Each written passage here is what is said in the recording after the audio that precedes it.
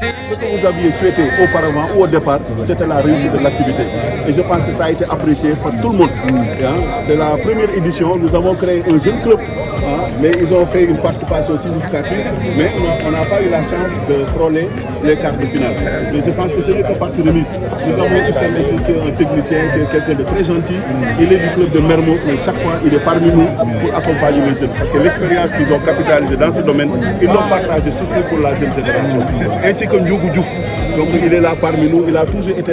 avec nous, il nous a toujours prodigué de ses conseils avisés. En tout cas, nous le remercions solennellement ici, président Ndiougou, pour tout ce que vous avez fait dans ce quartier-là aussi. Il est toujours honoré. Et toutes ces bonnes personnes, Asphal aussi, le conseil municipal, toutes ces bonnes personnes qui nous ont accompagnés. En tout cas, c'est ça, Karak. On a une famille et on a toujours préservé cet esprit de famille-là. Remercier aussi nos amis de la presse, Paul qui est là aussi, un Karakois, qui nous a toujours accompagnés. Je dis que chaque fois qu'il y a une activité, en dehors même des activités du conseil municipal, mais pour toutes les initiatives qui ont été prises allant dans le sens d'occuper les jeunes, ils ont toujours été là pour accompagner, pour rendre encore plus visible toutes ces activités-là. En tout cas, vous les champions, tout à l'heure, on va disputer sûrement une très belle finale. Nous vous avons vu à l'œuvre avec de jolis carreaux, avec de jolis placements. Donc cela nous réconforte et ce sera un avant-goût, comme je l'ai dit tout à l'heure, de cette très belle finale. C'est la première fois que je suis parce que concours quoi mais concours vraiment ça s'était bien passé neex na trop duñu match pétanque am di jàmm yi doog waxtaan déjeuner yi neex na rek neex na mais malheureusement dama perdre une fois. Vraiment di wax waa Sicap seen tournoi seen première édition mu nekk ay tournoi parce que tournoi bi neex na am na ambiance. tey nag joué parce que bon man taxawuma ay trop mais j'ai accompagné suñu jour Wakam on a amené une bonne dizaine de doublettes, donc presque 20 et quelques joueurs. Nous sommes ici parce qu'on a, bon déjà, nous fédération avec licencié sur nous club donc POA pour amical Wakam mais nous avons une relation particulière avec Agua Karak qui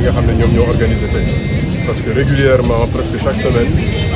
benn groupe ci waa Karak notamment ñoom Ibou Karak ñoom Mouha dañuy ñëw jouer ci biir Wakam donc c'est un plaisir que ñoom ñu organiser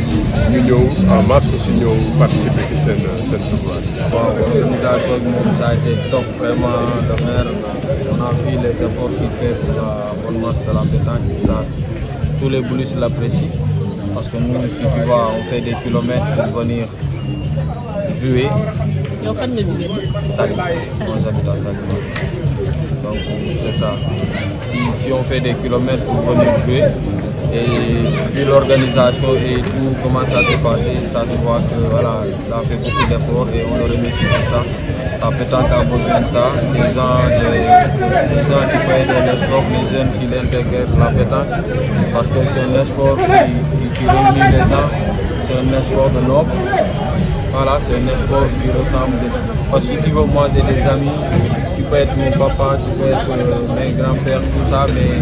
quand on se raconte au terrain, toujours en passe, avec l'esprit, tout ça, et ça c'est vraiment. Il n'y a que la pétanque que tu vois ça. Et définition pour la première édition de la Coupe du Maire de Mermoz Sacré-Cœur. Vraiment une très belle journée réussie. Vraiment, c'est dommage que j'ai été éliminé en quart de finale. Les journées de Mangador Wachini. Mais vraiment j'avais voulu xam rek dem ba ci xam dem ba jël coupe bi quoi pourquoi pas waaw ça va loolu moo fi nekkoon suñu tànk tey ñëw vraiment honoré de notre présence xam nga rek ci journée bi nga xam ne waa Sicap suñu ñoom ñoo ko kii quoi initié. Man de c'est avec un réel plaisir là ci parce que c'est la première fois que Karak organise une journée nationale de pétanque. Je me présente d'abord Albouri Ndao, chargé de l'organisation au niveau de la fédération sénégalaise du sport boule, et en même temps coach de l'équipe féminine, l'équipe nationale féminine du Sénégal. Voilà, donc comme nous l'avons fait ci début bi rek plaisir la daal ñu ñëw fii parce que gis nañu engouement bi fi am et vraiment d'habitude sax dañu fi ñëw di jouer ñi concours donc on a vu qu'il y a un réel engouement loolu moo tax bi ñu waa Karak ne dañuy organiser une journée ñun la fédération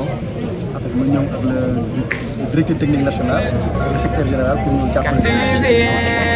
Merci beaucoup tout d'abord maa ngi leen di remercier pour votre présence di leen di féliciter aussi pour l'excellent travail que vous êtes en train d'abattre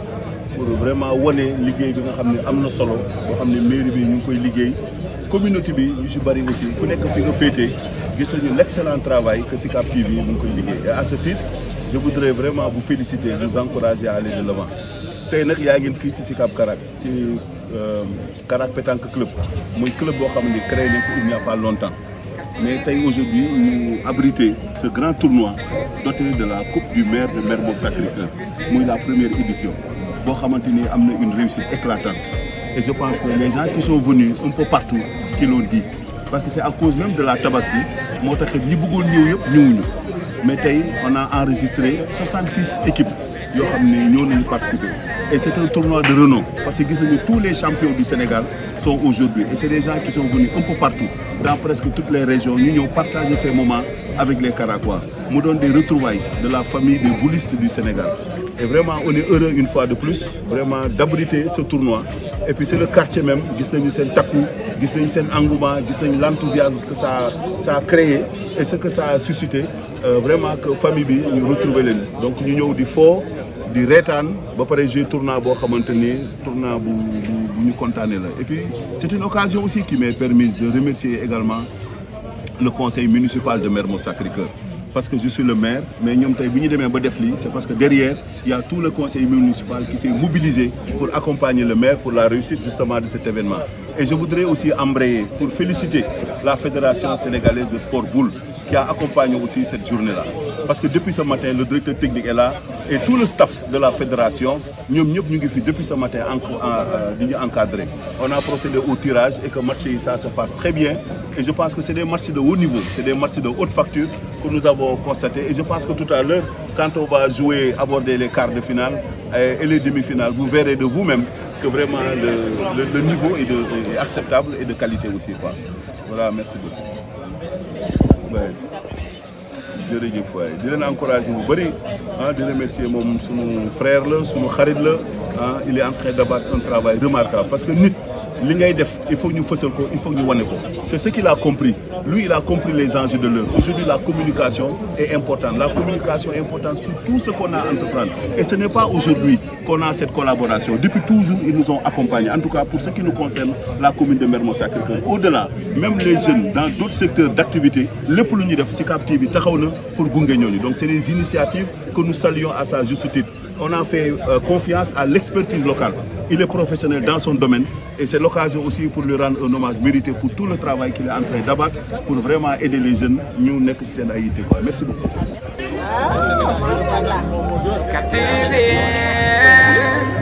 Sicap TV